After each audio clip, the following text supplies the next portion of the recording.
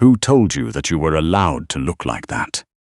The question came from somewhere across the open expanse of the penthouse, low and rough like gravel dragged across expensive hardwood.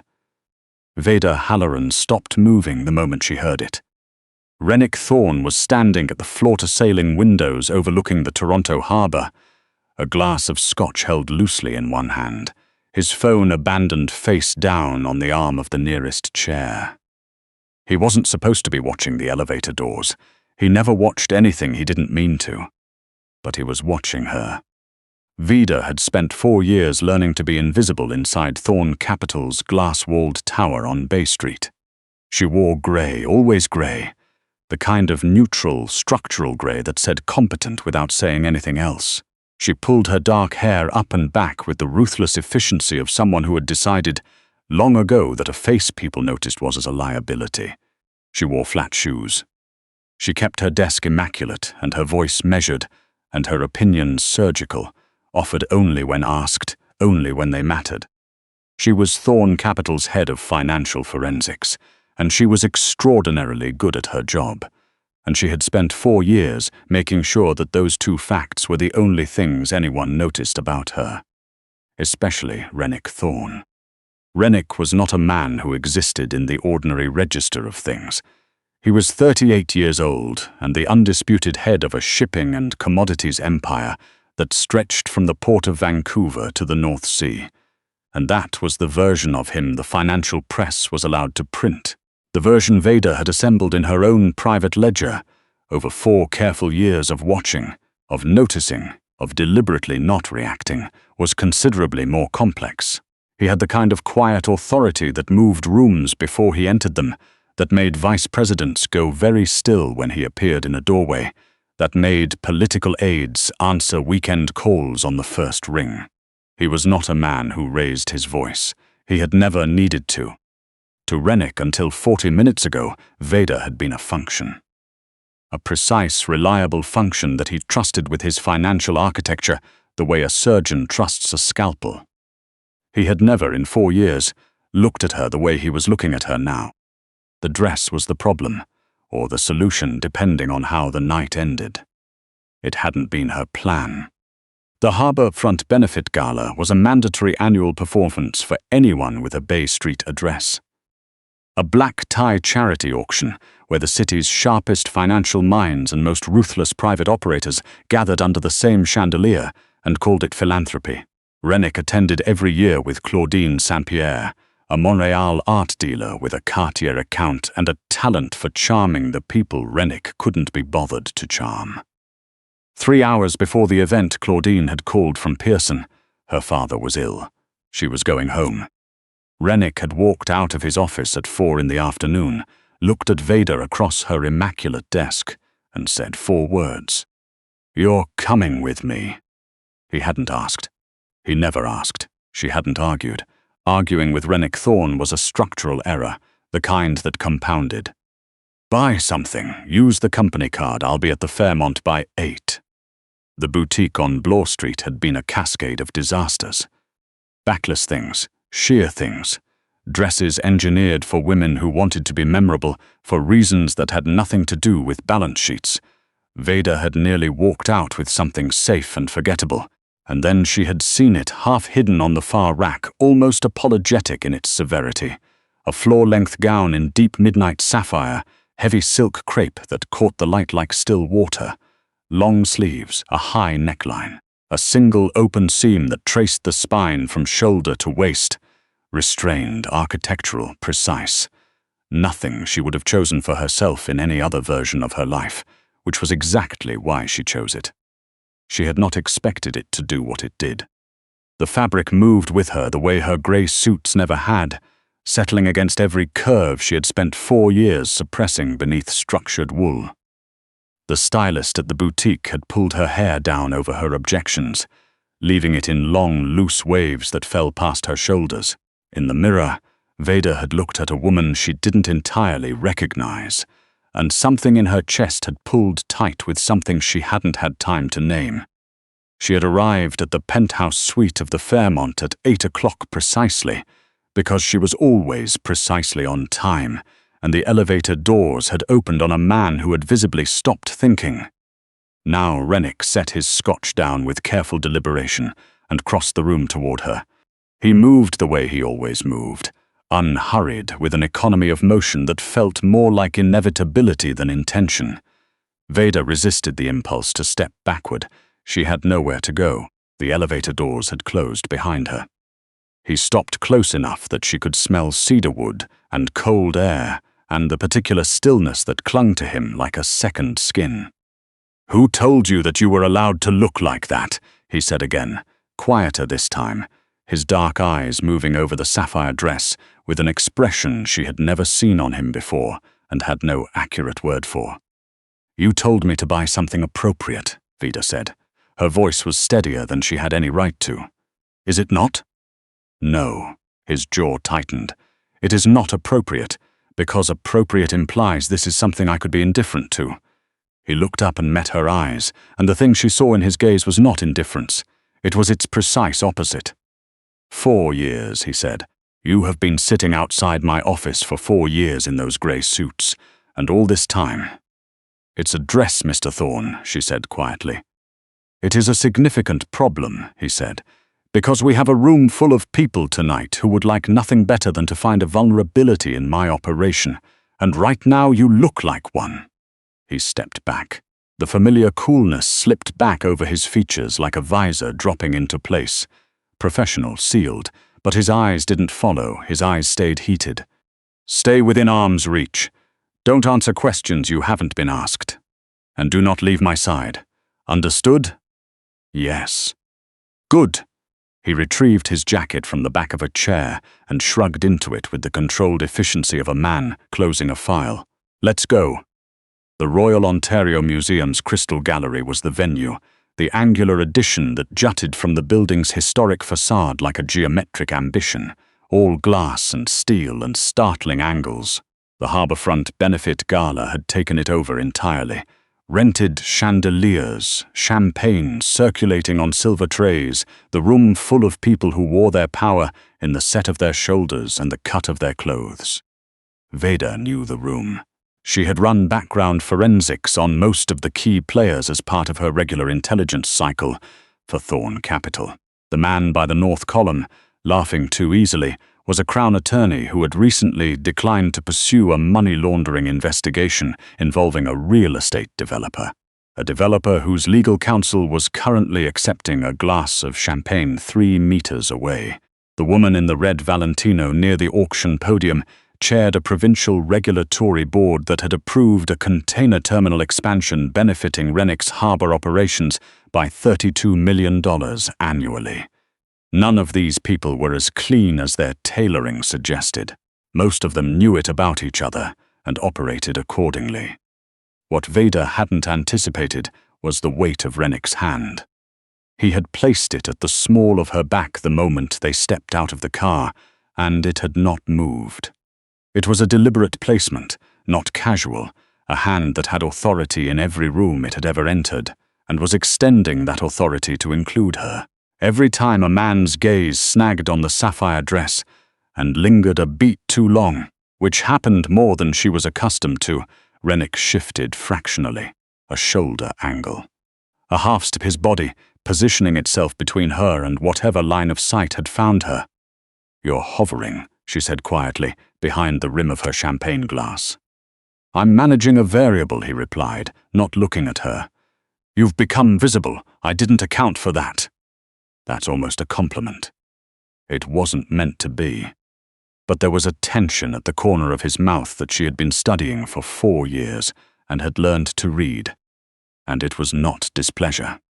She was about to say something she would probably regret when the temperature in her immediate vicinity dropped by several degrees. "Rennick." The voice came from behind her left shoulder, smooth, lightly accented, carrying the particular register of a man who had never once been told no without finding a workaround. "You look well. New date?" Veda didn't need to turn around. She already knew that voice. She had spent 14 months building a forensic file on the man it belonged to. Preston Slade, 41 years old, Publicly, he ran Slade and Associates, a mid-sized private equity firm based in Calgary with offices in Toronto and London. Privately, he was the operational architect of a financial intelligence network that ran parallel to legitimate markets, collecting leverage, moving money, corrupting infrastructure at a level that left almost no traceable pattern. Almost. Veda had found the patterns. She had just never told anyone she had. Rennick turned them both around. The motion was so controlled it felt choreographed. Preston stood before them in a white dinner jacket that read as deliberate provocation, his hair silver at the temples, his smile installed like a fixture. He was flanked by two men in dark suits whose posture announced private security in the way that all private security did, regardless of whether the suits fit well. "Preston." Rennick's tone was level as a spirit measure. "I didn't realize you were in Toronto." "I moved my Q3 meetings up."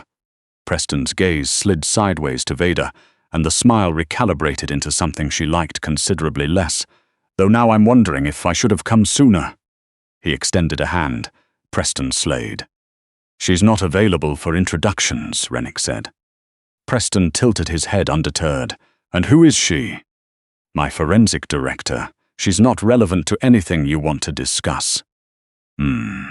Preston looked at Veda with an expression that was not quite pleasant and not quite threatening, and was somehow worse for being neither. "Funny you should say that, because I believe Miss Halloran is rather relevant to something I've been meaning to raise." He paused, and the pause was surgical. "Has Rennick ever asked you about your brother, Miss Halloran, Idris?" "I've been working quite closely with him these past 3 years." The chandeliers above them didn't move. The room continued its low, elegant roar. A tray of champagne went past on her left. None of it changed, and all of it felt very far away.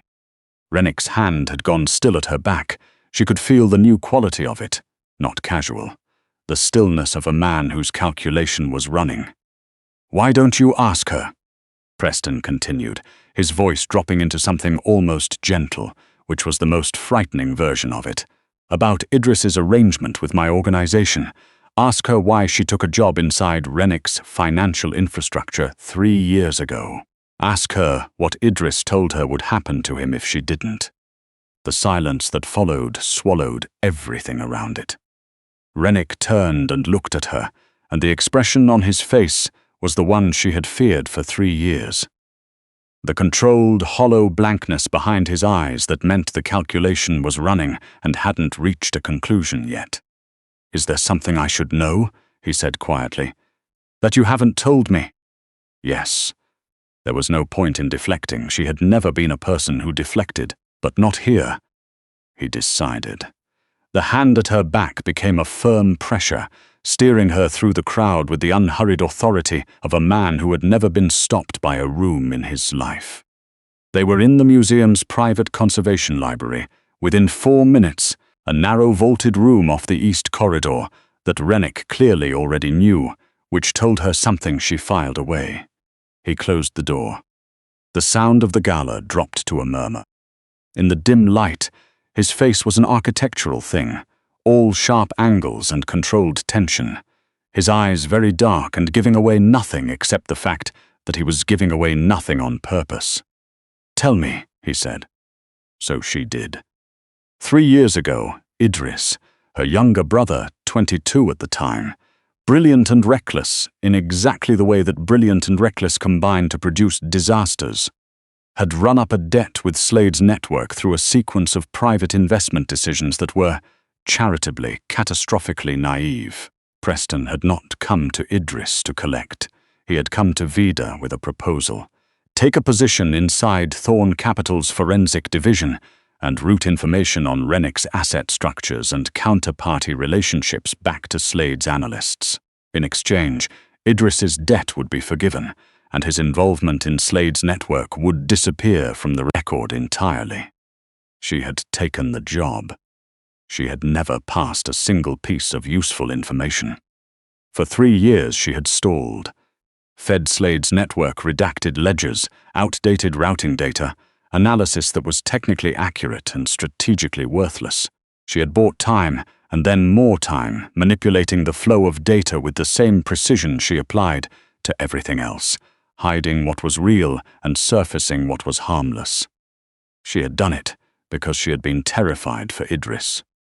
And this was the part she had not said out loud to anyone, not once in 3 years. She had spent approximately 3 months inside Thorn Capital before she understood that she could not do to Rennick Thorn what Preston Slade wanted done to him, not because of professional ethics, not because she was afraid of consequence, but because something in her had arranged itself, quietly and without her permission, into a configuration that made the idea of harming him feel like harming herself. "I didn't give him anything real," she said. "Not a single figure that was actionable. I know that doesn't change what I did by taking the position under those terms. But I need you to know that no matter what you decide tonight, I never handed Preston Slade a weapon he could use against you." Rennick was quiet for a long time. In the silence, she could hear the faint sound of the gala on the other side of the library door. "Why didn't you give him what he wanted?" he said finally. Veda looked at him. The library was dim and very still, and she was done with the careful management of things. "Because I'm in love with you," she said.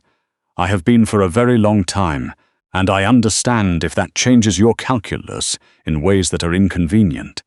But you ask me a direct question, and I am not going to lie to you tonight of all nights."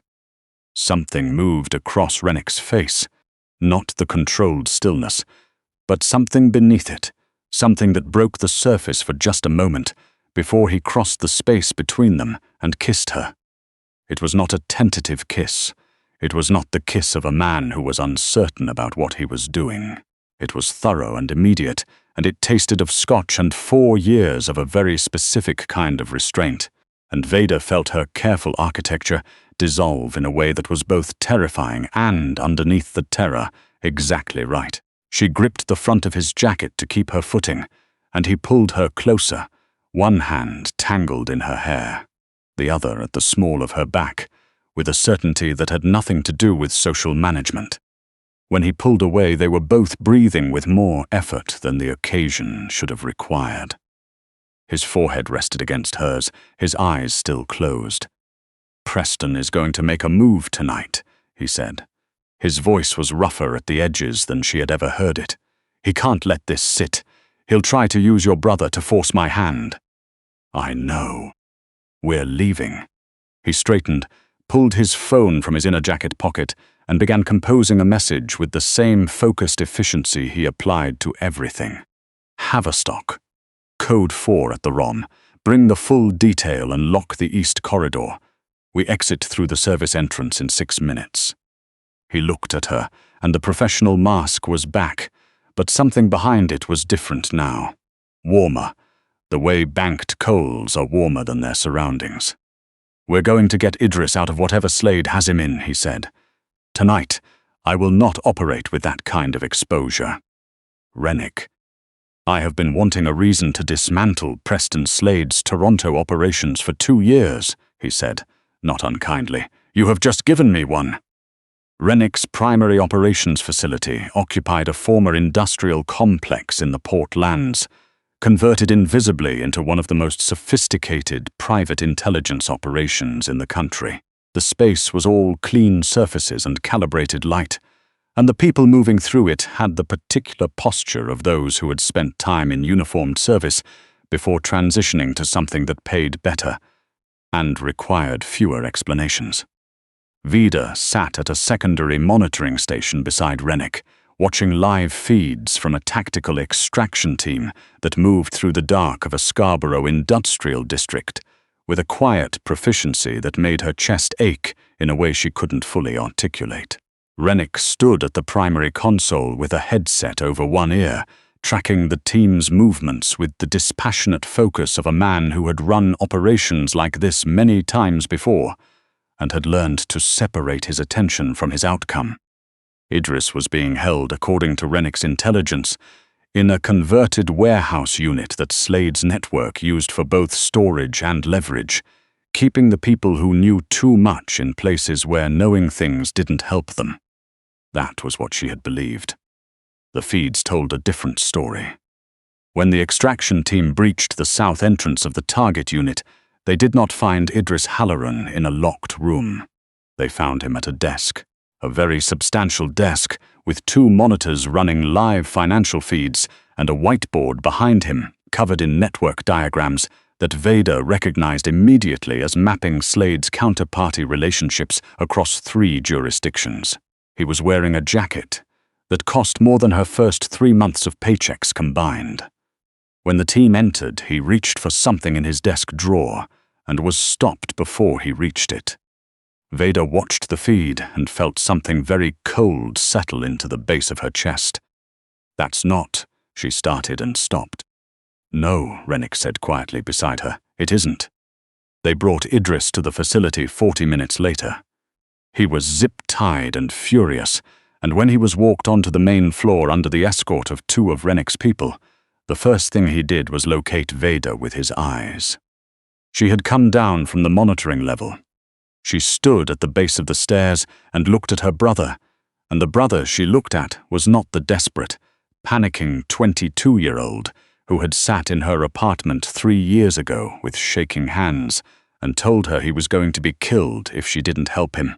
The man in front of her now had expensive hair and a cold appraisal behind his eyes, and the particular composure of someone who had been calculating exits since the moment the breach charge went off. "You brought Thorne's people into my operation," Idris said. He said it not as an accusation, but as a flat statement of consequence, the way someone calculates a loss column. "Your operation," Veda said. "Did you think I was being held against my will?" He let out a short, unfamiliar laugh. "Veda, I was 22, and Slade was offering a seat at a table that men like Thorne guard with both hands so people like us can never get near it. The debt was real enough to start. What wasn't real was that I needed you to fix it." He looked at her with something that was possibly pity and possibly contempt, and was almost worse for being both at once. Slade needed someone credentialed and clean on the inside of Thorne Capital. You were perfect. Spotless record, no flags, no connections to anyone flagged, and enough loyalty to a little brother to make you manageable. He paused. "I'm sorry, that's what it was. I sold you the story, and you bought it because you loved me, and I needed you to." The warehouse floor was very quiet. Veda had been calculating things her entire professional life. Pattern recognition was, in the clinical sense, what she was exceptionally good at, finding the structures beneath apparent disorder, tracing the lines back to their sources. She was so good at it that she had built a forensic case on Preston Slade's entire financial network over 3 years, working in her own time, on her own equipment, without telling anyone, because she had told herself it was contingency planning. Standing on the concrete floor looking at her brother, she understood that she had known for a long time that the contingency was this. The grief moved through her quickly, the way water moves through sand, present and then gone, leaving the ground compacted and solid. What replaced it was not rage. It was something quieter and more permanent. She felt Rennick step up beside her. She didn't look at him. "The file," she said. She heard a soft footfall behind her, and Haverstock, Rennick's lead intelligence analyst, a woman of very few words and extremely accurate judgment, extended a tablet. On it was the forensic package Veda had assembled over 47 months, clean, sourced, structured for regulatory submission. Every shell company, every routing anomaly, every counterparty arrangement that Slade's network had worked very hard to make invisible. She held it for a moment. Then she looked at Rennick. "Don't touch him," she said. Idris's posture shifted fractionally, the calculation of relief. "Put him in a room and go through everything he manages for Slade's network," she continued, her voice carrying to every corner of the facility floor. "Account numbers, routing keys, safe deposit locations, shell company registrations, all of it. When you have everything, give him cab fare and a burner phone and put him on the street with nothing else attached to his name." She looked at her brother then, and something that had once been love passed through her face like light through a shutter, there and then closed. By the time Slade figures out what's happened, you won't have anything left worth protecting. She extended the tablet to Haverstock. Cross-reference my file with whatever he gives you. Between the two, you'll have everything you need to file simultaneously with FinTrack, the OSC, and the RCMP Commercial Crime Unit. Run the submission through the third-party channel. No Thorn Capital fingerprints on the filing. She paused. Do it tonight. Haverstock nodded once and moved, and two of Rennick's people moved with her, and Idris was escorted away. He was still looking at Veda when the door closed between them, and she held his gaze until the door was shut. The facility continued its low, purposeful hum. The ventilation system cycled. Somewhere deeper in the building, a printer was running. Veda became aware that Rennick was standing very close behind her, and then that his hands had settled at her waist, and then that his chin was resting lightly against the top of her head, and that the quality of the silence between them had changed into something she didn't yet have language for, but understood completely in the body. You'd already built the file, he said. It wasn't a question. Yes. How long had it been complete? The core of it, she said, was done about 18 months in. I kept updating it. A pause, long enough that she could feel the thought forming in him. You were protecting me.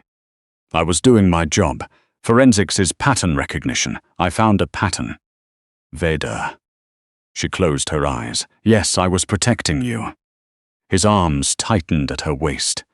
She felt the particular quality of his stillness, not the sealed operational stillness she had watched from across a boardroom table for 4 years, but something that held weight differently, like a structure that had been quietly redesigned around a new load-bearing element, without anyone announcing the renovation.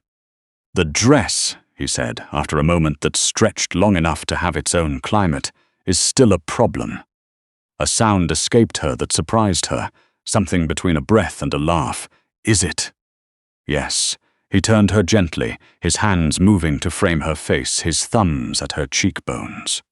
In the clean, honest light of the facility, the last traces of the gala's performance were gone from him entirely. What was left was something unguarded and very direct. Because I am going to have an extremely difficult time looking at grey suits after tonight. I can still wear grey suits, she said. You can wear whatever you like. He looked at her with an expression that had nothing in it she had ever had to be afraid of, and everything she had spent 4 years pretending not to want. You are going to run this operation, and queens dress as they choose. He kissed her again, slower this time, there on the facility floor with the hum of servers and the sound of work being done, and somewhere in the city a set of documents being submitted to regulators that would begin the quiet, methodical disassembly of everything Preston Slade had spent a decade building. Idris had sold her to get a seat at a table. He had woken up in the wrong room. Veda Halloran had just built the table.